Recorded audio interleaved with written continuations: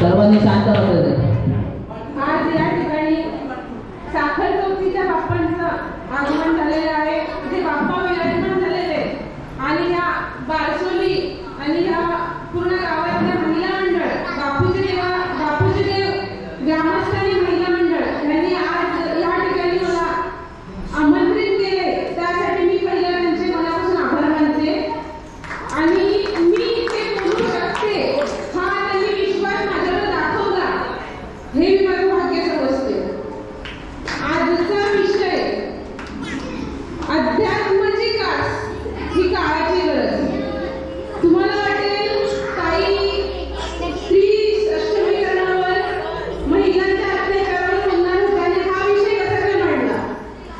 महिलांवरचे अत्याचार आणि जर महिलांना सक्षम करायचं असेल तर आजच्या काळाची गरज म्हणजे अध्यात्माची कास ही धरलीच पाहिजे, तरच आपल्या महिला सक्षम होऊ शकतात आणि तरच अत्याचार थांबू शकतात. आजचा विषय हा खूप महत्त्वाचा विषय. हा विषय बोलत असताना मला काही गोष्टी परखडपणे मांडाव्या लागतील, तर माझ्या शब्दांमुळे जर कोणाच्या भावना दुखावल्या गेल्या तर मी आधीच माफी मागते, समजून घ्या, कारण विषय तसा आहे. गणपती बाप्पाच्या चरणी नतमस्तक होऊन मी आजच्या विषयाला सुरुवात करते. ह्या जगातली सर्वात जडवळ रत्न, ह्या जगातलं सर्वात सुंदर रत्न म्हणजे स्त्री आहे. निंदा मत करो नारी की, नारी है रत्नों की खान. निंदा मत करो नारी की, नारी है रत्नों की खान. इसी से पैदा हुए हैं रामकृष्ण हनुमान, रामकृष्ण हनुमान. अशा ह्या स्त्री म्हणायला गेलं तर जर बुद्धीने विचार केला ना अतिशय किचकट न समजणारी, पण ते जर मनाने आणि प्रेमाने जर समजून घ्यायचा प्रयत्न केला ना तर तिच्यासारखी सुंदर आणि सोपी दुसरी गोष्ट नाही. ज्या परिस्थितीत ठेवाल त्या परिस्थितीत ऍडजस्ट करणारी म्हणजे स्त्री.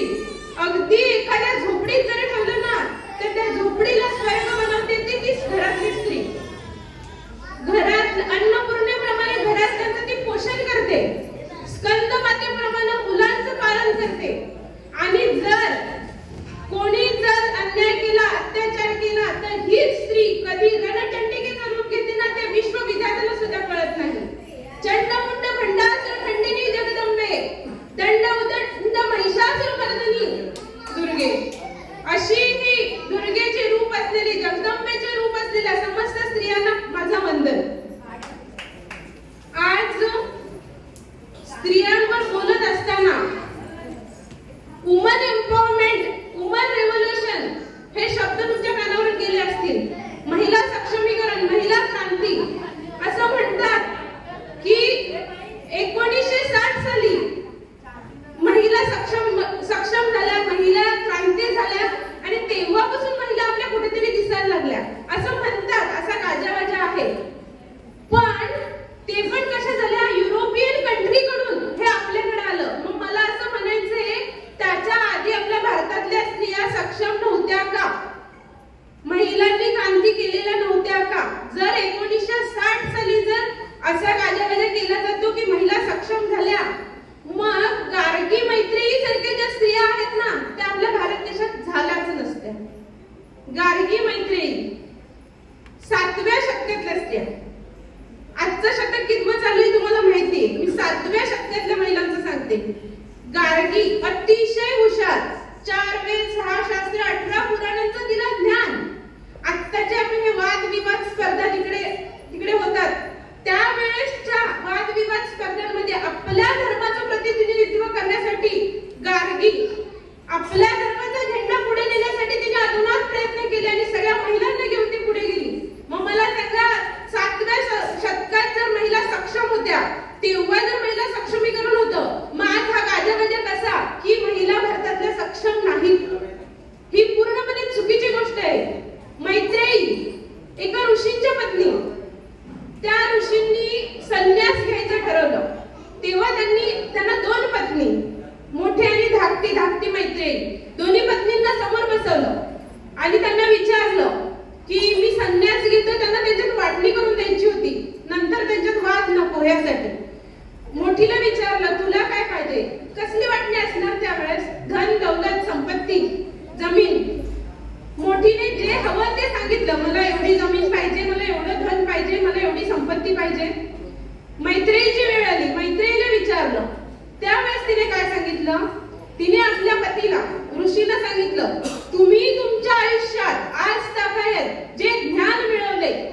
द्या, जेणेकरून मी माझं ध्येय पूर्ण करेन. परखड उत्तर द्यावंच लागलं. त्यावेळेस त्यांनी परखड उत्तर काय दिलं? डोईवरचा पदर खांद्यावर आला, भरल्या बाजारी जाईन मी, हाती टाळ खांद्यावर विना, आता माझं कोण काय करेल. या हिम्मत असेल तर पुढे या, मला अडवणारा कोण आहे? आज मी माझ्या विठ्ठलाची भक्ती करत असताना कोणाची हिम्मत असेल तर त्यांनी पुढे या. अशा महिला आपल्यात जर होऊन गेल्या तर आपण कुठे कमी आहे? जेव्हा स्वामी विवेकानंद शिकागोच्या धर्म परिषदेत गेलेले, त्यावेळेस तिथे स्वामींना एका महिलेने सांगितलं, तुमच्या भारत देशामध्ये महिलांना कमी लेखतात. स्वामीजी म्हणाले, हो, महिला समान नाहीयेत, तुमच्या देशात महिला बरोबरीने नाहीयेत. स्वामीजी बोलले, हो, आमच्या महिला बरोबरीने नाहीयेत. आणि त्याचं उत्तर दिलं स्वामीजींनी, आमच्या महिला ह्या माता आहेत आणि माता कधीच मुलाच्या बरोबरीने येऊ शकत नाही, ती पुरुषाची बरोबरी नाही करू शकत, ती पुरुषापेक्षा मोठीच आहे. माता नेहमी मुलापेक्षा मोठीच असते. ह्या जगात उत्पत्तीचा जो अधिकार दिलेला आहे फक्त स्त्रीला दिलेला आहे. मग स्त्री मोठी की पुरुष मोठा? इथे मत मांडायचं झालं तर मग स्त्रिया कमी कुठे झाल्या?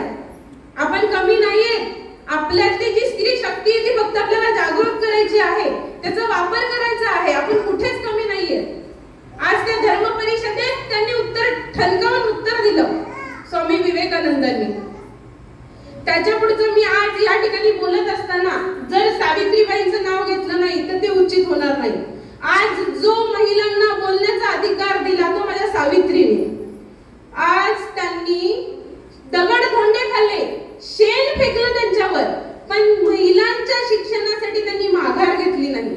जर त्यांनी माघार घेतली असती तर आज आपण ज्या आहेत त्या नसतो, कदाचित नसतोच. त्यांच्या प्रयत्नांमुळे जर आज आपण इथे आहेत. माझ्या मते सगळ्या महिलांनी एकदा टाळ्या वाजवून सावित्रीबाईंना प्रणाम केला पाहिजे.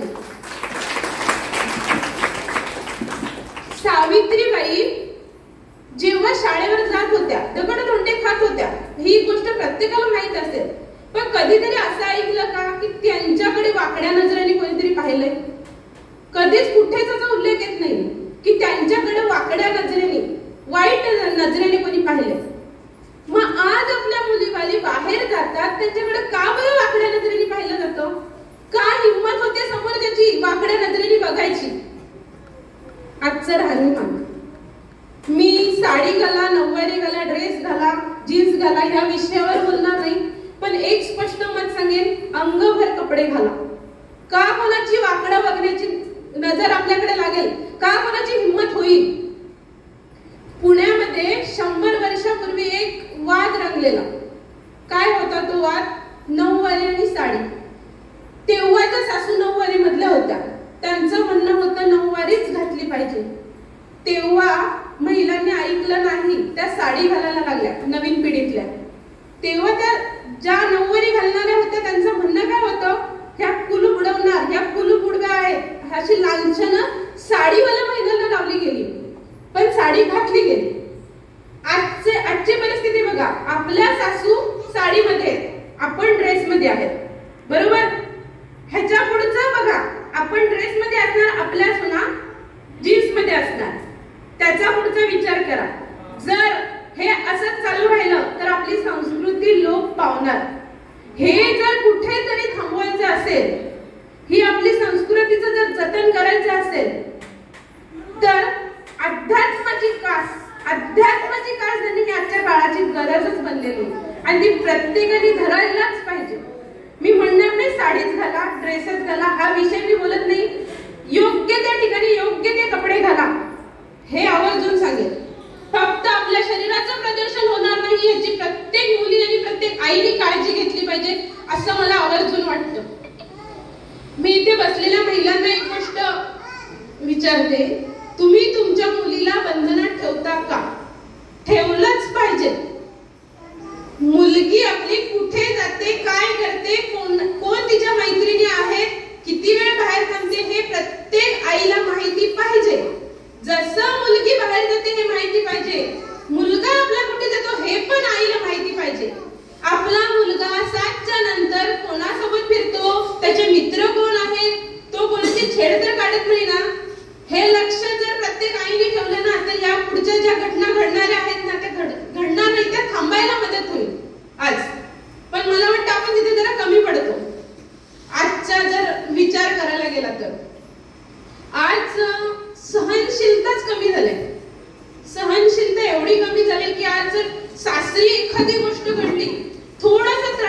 लगेच मुलगी माहेरी निघून येते. एवढी पण सहनशीलता नाही आपल्याकडे. सहनशीलता म्हणजे मी लाचारी किंवा माघार घेणे असं नाही म्हणणार. सहनशीलता म्हणजे काय, उद्याचं जर आपलं चांगलं होत असेल, भविष्यात जर चांगलं काहीतरी घडणार असेल तर आज थोडासा त्रास सहन करायला काय हरकत आहे. मी म्हणत नाही अन्याय सहन करा, अन्यायाला वाचा कुठलीच पाहिजे, पण प्रत्येक कुठल्या तरी गोष्टीला एक लिमिट असतं. ती गोष्ट तर सहन करा. तुम्हाला सासू बोलली तुम्ही आल्या निघून, तुम्हाला नवरा बोलला तुम्ही आल्या निघून. आपण महिला आहेत, आपण कमी नाहीये, थोडासा ऍडजस्ट करा. सहनशीलता म्हणजे काय, जर भविष्यात आपल्या काहीतरी चांगलं होणार आहे आणि आज ते आपल्याला सहन करायला लागत असेल तर नक्की करा. भरपूर पोथी पुराणं वाचत असतील तुम्ही, पण एकदा आवर्जून वाचावं, प्रत्येक महिलेने वाचावं, ते म्हणजे आवलीचं चरित्र. आवली म्हणजे तुकारामांची दुसरी पत्नी जिजाऊ, तिला ते आवडीने आवली म्हणत. एकदा फक्त तिचं चरित्र वाचा. जी कोणी महिला तिचं चरित्र वाचेल ना ती कधीच आत्महत्या करणार नाही. 3600 एकर जमीन तिच्या वडिलांची, वडील सावकार, आणि त्या माझ्या आवलीने फक्त 2 लुगड्यांवर आयुष्य काढलं. का ती तिच्या वडिलांकडे जाऊ शकत नव्हती? तिच्या वडिलांनी तिला दिलं नसतं का? पण तिच्या पतीचा मान तो सगळ्यात मोठा. तिच्या वडिलांकडे किती असू दे, पतीचा मान किती मोठा आहे तो तिने दाखवून दिलं. म्हणूनच तुकाराम महाराज घडले, म्हणूनच जगाला तुकाराम महाराज दिसले, कारण त्याच्या पाठीशी एक खंबीर महिला उभी होती. आपल्या पतीच्या प्रत्येक गोष्टीत खंबीरपणे जी महिला उभी राहते ना, तो पती नेहमीच पुढे जातो. त्याचं आयुष्याचं कल्याणच होतं. जेव्हा पती बाहेर काम करायला जातो नोकरीनिमित्त, नोकरीला जात असतो, घरात ती महिला मुलाबाळांचा, आई वडिलांचा, मुलाचं शिक्षण म्हणा, आई वडिलांची औषध म्हणा, सगळं व्यवस्थित सांभाळते. म्हणून तो पती तिथे आनंदात आरामात काम करू शकतो. बरोबर आहे. जर हे बघणारी महिला नसती तर तो बाहेरचं बघेल की घरातलं बघेल. म्हणून महिला कुठेच कमी नाहीये. आज हा खंबीर पाठिंबा आहे आपला, तोच पुरुषांना पुढे घेऊन जाऊ शकतो. म्हणून अशीच प्रत्येकीने आपल्या नवऱ्याच्या जे पण गोष्ट आहे त्याच्यात खंबीरपणे जर वाटा घेतला ना, तर मला वाटत नाही कोणाचा संसार वाईटाकडे जाईल. नक्कीच त्याचं चांगलं होईल. आज हे महिलांविषयी जी बोलायची मला संधी आली, आज बाहेर बघायला गेलं ना तर धर्माचा बाजार चाललाय. धर्माचा एवढा मोठा बाजार चाललाय की आज लव जिहाद शब्द प्रत्येकाला माहिती असेल. बोलणार आहे मी ह्या विषयावर, पुढे बोलणार आहे, मला बोलायचंच आहे ह्या विषयावर. आज ती गरजच आहे बोलणे. बाहेरच्या लोकांना आपल्या धर्माचं महत्व कळलं, आपल्याला ते कळलंच नाही किंवा आपण ते कळून घेण्याचा प्रयत्नच केलेला नाही आजपर्यंत. मला असं वाटतंय इथे बसलेल्यांपैकी किती लोकांनी ज्ञानेश्वरी वाचले, किती लोकांनी तुकाराम गाथा वाचले. जे जीवनाचं मूळ आहे की जीवन कसं जगावं ते मूळ ते ज्ञानेश्वरी दिलेले आहे, पण आपल्याला ती वाचायला वेळच नाही, आपण ती अजून उघडून बघितलीच नाही. या देशामध्ये अमेरिकेचे राष्ट्राध्यक्ष बराक ओबामा आलेले, तेव्हा पंतप्रधानांनी त्यांना भेट म्हणून भगवद्गीता दिली. ते अमेरिकेत निघून गेल्याच्या नंतर त्यांच्या असेल संबंधातला कोणी किंवा त्यांच्या तिथलं, त्याला त्यांनी विचारलं की हे काय आहे. तेव्हा त्या व्यक्तीने सांगितले की ही भारताची हिंदू लोकांची हा त्यांचा धर्मग्रंथ आहे. मग ते बोलले मला हा वाचायचा आहे, ह्याची इंग्लिश मधली प्रत मागवून घ्या. त्याची इंग्लिश प्रत मागवून घेतली. 15 दिवस त्यांनी भगवद्गीता वाचली. त्यानंतर त्यांनी सांगितलं ह्याच्याशी संबंधित असलेलं दुसरं काही असेल ते मला मागवा. त्यांना ज्ञानेश्वरीची इंग्लिश मधली प्रत तिथे पाठवून दिली. 2 महिन्यानंतर अमेरिकेमध्ये ही झाली पत्रकार परिषद झाली. त्या पत्रकार परिषदेमध्ये ओबामांनी काय सांगितलं असेल, जगातला सर्वश्रेष्ठ ग्रंथ म्हणजे ज्ञानेश्वरी. जे महत्व त्यांना कळलं, परकीयांना कळलं, ते आपल्याला कळू शकत नाही, कारण आपण ते कधी वाचलंच नाही. ही खंत आहे. मला सांगा, तुकाराम महाराजांच्या गाथा पाण्यामध्ये बुडवल्या, प्रत्येकाला माहितीये. कोणी बुडवल्या माहितीये? रामेश्वर भट्टांनी बुडवल्या. दगडाला बांधल्या आणि इंद्रायणीत बुडवल्या. इंद्रायणीत तळाला जाऊन बसल्या. 14 दिवसानंतर त्या वर आल्या, दगडासहित वर आल्या. मला सांगा, त्या गाठात दगडाला बांधलेला तो दगड जर तरला, आपण तर चालती बोलती माणसं आहे, आपण गाथा वाचली तर आपण नाही का करू शकणार? सांगा बरं, जर दगड करू शकतो, त्या इंद्रायणीत दुसरे दगड नव्हते का? एकच दगड तरला, जो गाथेला बांधलेला. मग आपण चालती बोलती माणसं आहे, आपण जर थोडासा त्या गाथेची पानं उघडून बघा काय लिहिलंय त्याच्यात. आज या अध्यात्माच्या वाटेने चालत असताना एवढं मनाला शांती मिळते, एवढं समाधान मिळतं ना की माझ्या आयुष्यात मी कधी तेवढं समाधान पाहिलेलं नव्हतं. खूप मी हा वेगळा रस्ता निवडला आणि त्या रस्त्याला चालत असताना मला स्वतःला समाधान वाटते आणि मला असं वाटतं की जे मला भेटलंय ते तुम्हाला भेटावं. एकदा तरी तुकाराम गाथा आणि ज्ञानेश्वरी वाचा, अगदी एकच ओवी वाचा, पण मनापासून वाचा. एक वाचा, मी सांगत नाही एका दिवसात वाचून काढा. एवढं महत्व आहे त्या तुकाराम गाथेचं आणि ज्ञानेश्वरीचं, जे आपल्या जीवनात एवढं उपयोगाला आहे आणि त्याच्यापासूनच आज लांब आहे. आज एक म्हणजे खंत बोलून दाखवावी वाटते की तुकाराम गाथा जी आहे ती 8 भाषांमध्ये तिचं आवृत्ती आहे. एका सर्वेक्षणात असं समजलं, फक्त मराठी भाषेतली गाथा सर्वात कमी वाचली जाते. जर तुकाराम गाथा मराठी भाषेत लिहिलेली आहे, मग सगळ्यात जास्त कोणी वाचली पाहिजे? आपण वाचली पाहिजे ना. मग सगळ्यात कमी ही मराठी भाषेत वाचली जाते. ही खंत आहे. हे आपल्या धर्माबद्दल असलेली काय म्हणा अंधार आहे, ही जागरूकता झाली. आणि हे ज्ञान जर आपण आपल्या मुलांना दिलं तर सांगा, का मुलांचे पाय चुकीचे पडतील? का मुलं वाईट वळणाला जातील? शास्त्रात असं सांगितलंय, मुलांचे लाड फक्त 5 वर्षापर्यंतच करायचे. 5 वर्षानंतर मुलांचे लाड बंद. चूक तिथे चुकच, बरोबर तिथे बरोबर. आपली मुलं बोलायला लागली की काय बोलतात? Johnny Johnny yes papa. आपण कधी पसायदांना शिकवायचा प्रयत्न केला? आपला धर्म का आपण त्यांना कट्टर बनवू शकत नाही? आपल्या धर्माचं शिक्षण का देऊ शकत नाही? आणि ही जबाबदारी सर्वतोपरी मातांची. जर हे माता करतात तरच हे होते. ज्या घरातली महिला शिकली, ज्या घरातली महिला सुशिक्षित झाली, त्या घरातील मुलं सुशिक्षितच होतात. बरोबर आहे. मी याचा सुशिक्षित म्हणजे अभ्यासाचा विषय नाही आणत आहे. सुशिक्षित म्हणजे सगळ्या बाजू समजून घेणे, ह्याला मी इथे सुशिक्षित म्हणते. आज महिला सक्षमीकरण. महिला सक्षमीकरण म्हणजे काय? फक्त नोकरी करणाऱ्या महिला सक्षम आहेत का? आपण सक्षम नाही आहेत का? सक्षमीकरणाचा अर्थ साधा आणि सरळ आहे. जी महिला पैसा, नोकरी, शिक्षण आणि कुटुंब ह्याचा समतोल साधते, ती महिला सक्षम झाली. म्हणजे महिलांनी नोकरीच केली पाहिजे हा इथे मुद्दा येतच नाहीये. ती नोकरी करत असो अगर नसो, तिने सगळ्या गोष्टींचा जर समतोल साधला तर ती महिला नक्कीच सक्षम झाली. आणि ह्यालाच मी महिला सक्षमीकरण म्हणेन. आज ह्या भागात मी राहायला आली, 6 वर्ष झाले असतील मला इथे राहायला आल्यावर. ह्या भागातले शिवजयंती उत्सव मी खूप मोठ्या प्रमाणात सादर होताना बघितला. अगदी रायगडावरून ज्योत येते, ह्या प्रत्येक गावागावात शिवजयंतीचा उत्सव मोठ्या थाटात सादर होतो. खरंच खूप अभिमानाची गोष्ट आहे. राजे ह्या सगळ्या परिसरात अगदी चालून फिरून गेलेले, त्यांच्या ह्या ठिकाणावर त्यांचा जो उत्सव साजरा केला जातो, खूप चांगली गोष्ट आहे. पण तो उत्सव साजरा करतात मुलं, अगदी महाराजांचा पेहराव करतात, कपाळावर चंद्रकोर लावतात. एक प्रश्न विचारेल, कपाळावर त्याचे चंद्रकोरच का बरं लावत होते?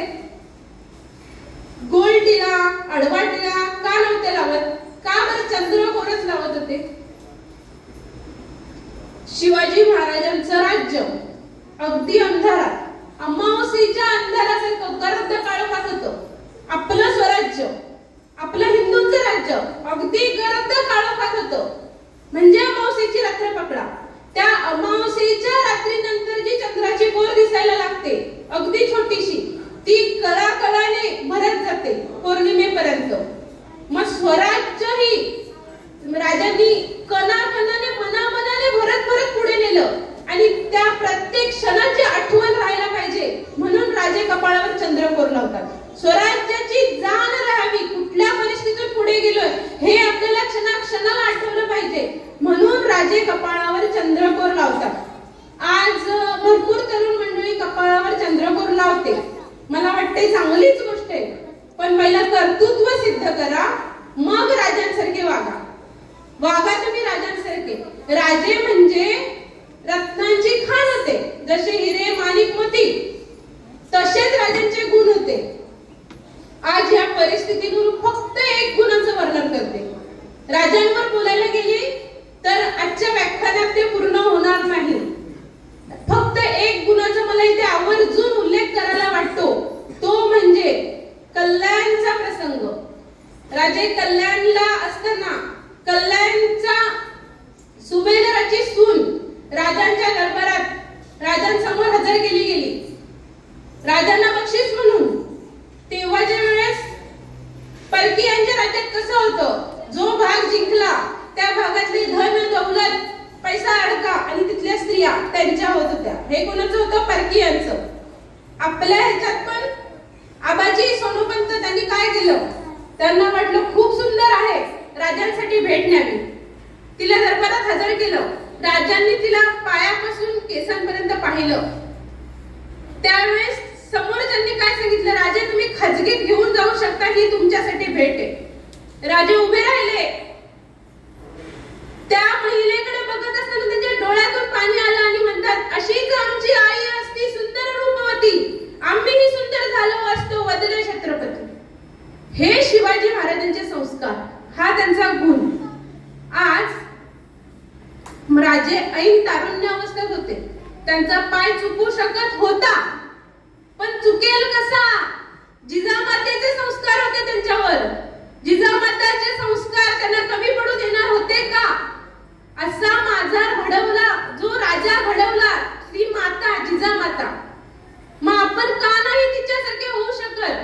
आज बाहेर आपली मुलं चुक्या करतात, त्याला जबाबदार आई वडील, कारण आपण त्यांना संस्कार द्यायला चुकतो. जर आपल्या संस्कारात कमी नसती तर मुलं कधीच चुकणार नाही. मला आवर्जून सांगायला वाटतंय, मी मगासपासून अध्यात्म अध्यात्म अध्यात्म बोलते, पण तुम्हाला वाटेल अध्यात्म म्हणजे नक्की आम्ही काय करायला पाहिजे? रोज उठून के पोथी पुराण वाचू का? जे आपल्या वाटेला सकाळी उठल्यापासून संध्याकाळपर्यंत जे काम आहे, ती जर देवपूजा समजून, देवाची सेवा समजून जर आपण कार्य केलं तर मला वाटत ना आपल्याकडून कधीतरी चुकीचं कार्य घडेल. मग ती मुलं असू दे, मुलांसाठी अभ्यास करणे ही त्यांची देवपूजा झाली. जर आपण गृहिणी आहेत तर आपल्या कुटुंबाचं पालन पोषण करणं. मग ही हे बोलली आणि ती ते बोलली, ज्ञानाविषयी सोडून काय फरक पडणार आहे? आपल्या कुटुंबाची सेवा करत असताना जर मनापासून परमेश्वराची सेवा करतो ह्या वृत्तीने जर केलं तर आपल्या मुलांवर ते संस्कार होतील. पुढे जाऊन आपली मुलंही तेच आपल्याकडून ग्रहण करतील. आपण जर आज त्याचा हेवा देवा करत बसलो तर काय संस्कार होतील मुलांवर? आपल्या तेच संस्कार होतील. म्हणून मला असं वाटते अध्यात्म. मग तुम्ही म्हणाल मी रोज अर्धा तास पूजा करते किंवा करतो, मी रोज मंदिरात जातो. एक सांगू, आपण ही पूजा करतो, मंदिरात जातो, ही अध्यात्मातली बालवाडी झाली. आपण शाळेत असताना बालवाडीपासून सुरुवात केली ना, बालवाडी मग पुढचा पुढचा पुढचा पुढचं शिक्षण घेत गेलो. पण अध्यात्माच्या बाबतीत आपण बालवाडीतच आहे. ह्याच्यातून जर पुढे जायचं असलं, पुढचा टप्पा आपण ओलांडला तरच पुढे जाऊ ना. आयुष्यभर जर बालवाडीतच राहिलो असतो तर आपण शिकलो असतो का?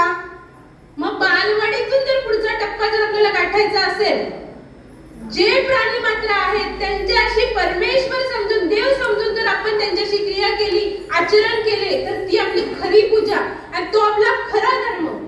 आणि देवपूजा करून पण, एवढं सगळं करून पण जर उद्याला स्त्रियांकडे वाकड्या नजरेने जर बघताय, मग तो झाला अधर्म. तो धर्म नाही होऊ शकत. तुम्ही कितीही देवाची पूजा करा, पोथी वाचा, पुराण वाचा आणि बाहेर गेल्याच्या नंतर महिलांकडे वाकड्या नजरेने बघा, ह्याला देवपूजा म्हणता येईल? हा अधर्म झाला. आता मला महत्वाच्या मुद्द्यावर इथे बोलावंसं वाटते की आज जो बाहेर लव जिहाद हा एक मुद्दा खूप म्हणजे फोकावतोय. आणि ह्याला कारण काय सांगू? आपल्या धर्माबद्दल आपल्या मुलाबाळांना आपण कट्टर केलेलं नाही म्हणून ही गोष्ट आज घडताना दिसते. बाकीच्या धर्मांचा तुम्ही विचार करा, त्यांची मुलं जन्माला आल्याबरोबर त्यांना त्यांच्या धर्माचं शिक्षण दिलं जातं. आपल्या धर्मात आपण काय करतो? आपल्याला जन्म मिळालाय ज्या धर्माचा, तो धर्म आपण गर्वाने का नाही जगू शकत? का आपल्याला दुसऱ्यांसमोर आपला धर्म झुकवावा लागतो? का आपल्याला लाचारी पत्करावी लागते त्यांच्या समोर? आज मी इथे राणी दुर्गा देवी, बुंदेलखंडची राणी, राजपूत राणी, विवाह झाल्याच्या नंतर काही वर्षातच राजाचा मृत्यू झाला. राणीवर जबाबदारी पडली. 51 लढाया राणीने स्वतःच्या जिद्दीवर, स्वतःच्या कर्तृत्वावर जिंकल्या. मुलगा लहान होता, त्याच्यामुळे राणीला प्रत्येक ठिकाणी सामोरं जावं लागत होतं. अशातच त्या राणीचा गावगावा दिल्लीपर्यंत, अकबर बादशाहपर्यंत. अकबर बादशाह त्यांचा इतिहासात काही उल्लेख असो, पण स्त्री म्हणजे फक्त उपभोगाची वस्तू ही त्याची विचारसरणी होती. आणि एक विधवा स्त्री, एक विधवा महिला एवढं राज्य सांभाळते, एवढी सुंदर दिसायला आहे आणि बादशाहची नजर पडणार नाही असं होणार आहे का? बादशाहने सेनापतीला आक्रमण करायला पाठवलं आणि ज्या दुर्गा देवींकडे जेवढं सैन्य होतं त्याच्या दुप्पट सैन्य घेऊन पाठवलं. तरी सुद्धा स्वतः हिरिरीने पुढाकार घेऊन राणीने ते युद्ध जिंकलं. पण हा अपमान अकबराला सहन झाला नाही. अकबराने परत जिद्दीने त्या राणीवर आक्रमण केलं, परंतु राणीचं सैन्य अगदी जखमी अवस्थेत होतं. ती त्याला तोंड देऊच शकत नव्हती. तिला शरणागती पत्करल्याशिवाय पर्यायच नव्हता. तरी ती शरणागती न पत्करता ती युद्धाला उभी राहिली. उभी राहिल्याच्या नंतर राणीच्या डाव्या हातात एक बाण लागला, काढून खुपसून टाकला. दुसरा बाण डोळ्यात लागला, तो काढला टाकून दिला. तिसरा बाण मानेत लागला. तेव्हा राणीला समजलं आता मी पुढे लढू शकत नाही. समोरच्या सरदाराला सांगितलं की तुझी खड्ग काढ, तुझी तलवार काढ आणि माझ्या छातीत घुसव, कारण त्यांच्या ताब्यात जर भेटली तर माझा शिरभंग होणार. त्यावेळेस तो सरदार म्हणतो तुम्ही माझ्या माता आहे, तुम्ही माझ्या आईसारखे आहेत, मी तुमच्यावर तलवार उगारू शकत नाही. त्याची तलवार घेतली आणि स्वतःचं मुंडकं कापून घेतलं. अशा त्या दुर्गा देवी पण त्यांच्या ताब्यात सापडल्या नाही. स्वतःचं रक्षण त्यांनी जीव बलिदान देऊन केलं. आज 24 जुलै हा दिवस बलिदान दिवस म्हणून भारतात ओळखला जातो. माहिती आपल्याला त्या राणीच्या बलिदानामुळे. पण ती त्यांच्या समोर झुकली नाही. काय केलं असतं? स्वतःचा जीव पण वाचला असता, राणी म्हणून राहिली असती, पण धर्म महत्वाचा होता. अशी ती दुर्गा देवी. तसंच मी म्हणेन एक पद्मावत पिक्चर आला मध्ये, पद्मावत कुणी बघितला असेल नसेल. देवी पद्मावती, राणी पद्मावती, चित्तोडची राणी. अल्लाउद्दीन खिलजीने ती राणी एवढी सुंदर होती, एवढी सुंदर होती की तिच्यावर अक्षरशः काव्य म्हणजे तयार केले, एवढी तिची सुंदरता होती. त्या राणीबद्दल अल्लाउद्दीन खिलजीच्या मनात लालसा निर्माण झाली. त्याने त्याच्या मनात ठरवले की ह्या राणीला माझ्या जनानखान्यातच आणायचंय. त्याच्यासाठी तो काही करायला तयार होता. त्याने चित्तोडवर आक्रमण केलं, पण तिथून त्याला परतवून टाकण्यात आलं. पण त्याने कपटाने राजाला कैद केलं. राजा त्यांच्या ताब्यात गेल्याच्या नंतर त्याने मागणी केली, राणी आम्हाला द्या, राजा घेऊन जा. पण राजाचे सैन्य एवढे बुद्धिमान होते की त्यांनी राजाला तिथं सोडवून आणलं. पण जो आक्रमण झाला तो आक्रमण राजा निभावू शकला नाही. राजाचा त्या ठिकाणी पराभव झाला. हा पराभव झाला हे जेव्हा ह्या राणी वशात ज्या राज्यात समजलं की आपल्या राजाचा तिथे पराभव झालाय, त्या राणी पद्मावतीने 16,000 महिला, म्हणजे ते सैनिक असतील त्या सैनिकांच्या महिला, तिथे आज एक मैदान आहे, त्या मैदानाला जोहर मैदान म्हटलं जातं. त्या ठिकाणी त्या महिला जमल्या आणि त्या महिलांनी काय केलं असेल? राजाचा तिकडे पराभव झालाय, परकीयांची सत्ता आता इथेपर्यंत येऊन पोहोचणार आहे, तोपर्यंत त्या महिलांनी अग्नीमध्ये 16,000 महिलांना सोबत घेऊन अग्नीमध्ये जीव दिला. कोणी? राणी पद्मावतीने. पण पडला नाही का? शील रक्षणासाठी. आज काय चाललंय? लव जिहाद, मला घेऊन जा, मला तुमच्यात घेऊन जा, ही परिस्थिती चाललंय. ते येतात, आपल्याला फसवतात. आपण का फसतोय? आपला धर्म कमी आहे का म्हणून आपण त्यांना फसतोय, आपण त्यांना भुलतोय? ह्याच्यासाठी मला वाटतं प्रत्येक महिलेने आपल्या धर्माचं शिक्षण आज मुलींना देणे, मुलांना देणे एवढं कट्टर केलं पाहिजे की आज ह्याची गरज आहे. आज आपल्या भारत देशाच्या सीमा बघायला गेलं ना, सगळ्या सीमेवर सैनिक आहे, सुरक्षित आहे सीमा. पण देशात आतमधलं जे राजकारण आहे ना, आज कॉलेजमध्ये काय चालतं? कॉलेजमध्ये मुलांना ड्रग्ज, वेगवेगळ्या गोष्टींकडे वळवलं जातं आणि चुकीची कामं करायला लागली जातात. कशासाठी? आज आपला धर्म नष्ट करण्यासाठी ह्या सगळ्या गोष्टी चालू आहेत. बांगलादेशची गोष्ट तुम्हाला ऐकली असेल, आता 1-2 महिन्यापूर्वीची गोष्ट आहे. बांगलादेशमध्ये काय परिस्थिती थोड्या न्यूजला किंवा बातम्यांमध्ये तुम्ही ऐकलं असेल. बांगलादेश मधला जो हल्ला आहे तो केवळ विद्यार्थ्यांचा हमला नाही, विद्यार्थ्यांचा उठाव नाही, हा फक्त हिंदूंवर झालेला हमला आहे. तिथले फक्त 3% हिंदू आज शिल्लक आहेत. सगळे हिंदू मारले, त्यांच्या समोर त्यांच्या बायकांवर बलात्कार केला. ही आज परिस्थिती बांगलादेशची आहे. म्हणजे बांगलादेशमध्ये जे 3% हिंदू आहेत ना, थोड्या दिवसांनी ते 3% हिंदू पण नष्ट केले जातील. त्यांना एक तर त्यांच्या धर्मात घेतलं जाईल, एक तर त्यांची कत्तल केली जाईल. ही परिस्थिती आज बांगलादेशची आहे. आणि जर आपल्या देशात हे घडू नये जर वाटत असेल तर आज या क्षणापासून आपल्या मुलांना आपल्या धर्माचं शिक्षण द्या, त्यांना कट्टर करा. ही आजच्या काळाची गरज आहे. आज सकाळी उठल्याच्या नंतर प्रत्येक वेळेस बघा, मोबाईल मध्ये, टीव्ही मध्ये किंवा पेपर मध्ये कुठे नाही कुठेतरी एखादी अक्षता, एखादी यशस्वी किंवा एखादी निर्भया, त्यांचा आत्मा